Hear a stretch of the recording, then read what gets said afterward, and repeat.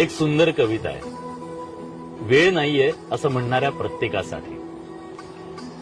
12 तासाचा प्रवास 4 तासांवर आला तरी माणूस म्हणतो वेळ नाही. 12 माणसांचं कुटुंब 2 माणसांवर आलं तरी माणूस म्हणतो वेळ नाही.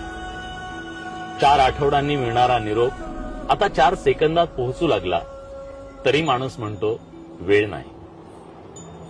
घरात वर खाली जाणारा वेळ, श्रम, वेळ लिफ्टनं सेकंदावर आला तरी माणूस म्हणतो वेळ नाही.